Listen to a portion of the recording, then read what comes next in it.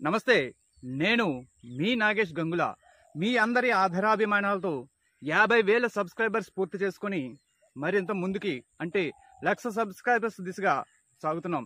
ఇలాంటి సందర్భంలో shocking news ఒకటి బయటపడింది. నారా లోకేష్ ఏమయ్యాడు? పాదయాత్ర అర్ధాంతరంగా ఎందుకు ముగించాడు? ఎలక్షన్లు ముందు ఉండడంతో యాక్టివ్గా కార్యకలాపాలు సాగించడం కోసమే పాదయాత్ర ఆపేసి ఉంటే మరి కంటికి కనిపించకుండా, మీడియాకి దొరకకుండా, కార్యకర్తలకు నాయకులకు అందకుండా ఏం చేస్తున్నాడు? ఎక్కడ ఉన్నాడు? కొందరిలో ఇలాంటి ప్రశ్నలు తలెత్తుతున్న వేళ మరికొందరు లోకేష్ ని పూర్తిగా మరిచిపోయిన వేళ షాకింగ్ న్యూస్ ఒకటి బయటపడింది. అమెరికా పోలీసుల అదుపులో నారా లోకేష్. ఇదే ఇప్పుడు విస్మయపరుస్తున్న లేటెస్ట్ న్యూస్. వివరాల్లోకి వెళ్తే, టీడీపీ జాతీయ ప్రధాన కార్యదర్శి నారా లోకేష్ హడావిడి ఎక్కడా కనిపించడం లేదు. గత కొద్ది రోజులుగా రాజకీయ పర్యటనలు చేయడం లేదు.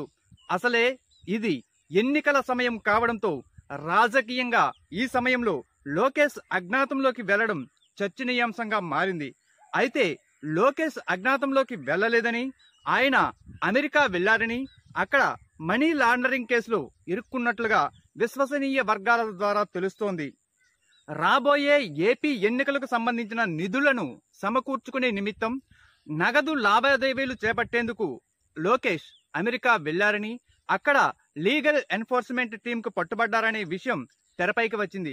ప్రస్తుతం లోకేష్ అమెరికా పోలీసుల అధీనంలోనే ఉన్నారని, ఈ విషయాన్ని ఇండియన్ ఎంబసీకి అమెరికా పోలీసులు సమాచారం ఇచ్చారట. అయితే లోకేష్ అమెరికా పోలీసుల అదుపులోకి తీసుకున్నారనే విషయాన్ని ఎక్కడా మీడియాలో బయటకు రాకుండా చంద్రబాబు ముందస్తు జాగ్రత్తలు తీసుకుంటున్నారట. అంతేకాదు, ఎప్పటికప్పుడు అక్కడి పరిస్థితిని సమీక్షిస్తున్నారని, అమెరికాలోని అధికారులతోనూ ఈ విషయంపై మాట్లాడుతూ లోకేష్ ని బయటకు తీసుకొచ్చేందుకు చంద్రబాబు అన్ని ప్రయత్నాలు చేస్తున్నట్లు విశ్వసనీయ వర్గాల ద్వారా తెలుస్తోంది.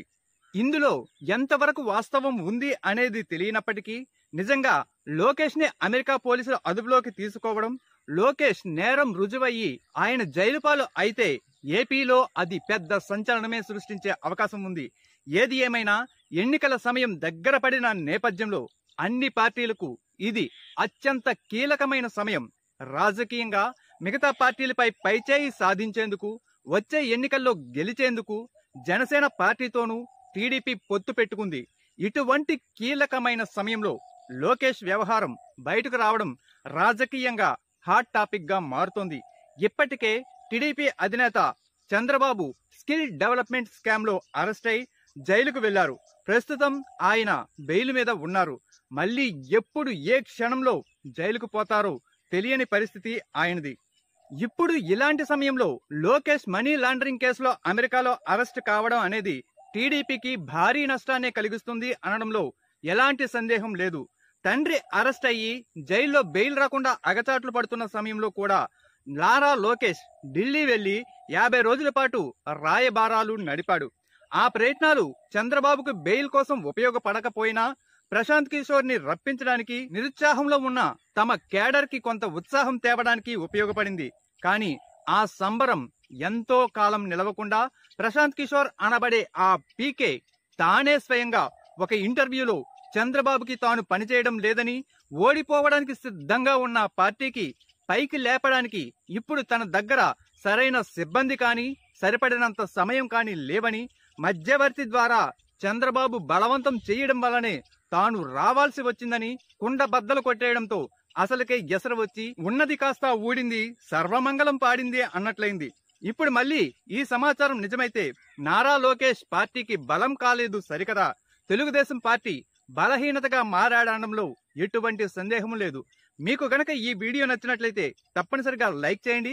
మీ అభిప్రాయాన్ని కామెంట్ రూపంలో తెలియజేయండి.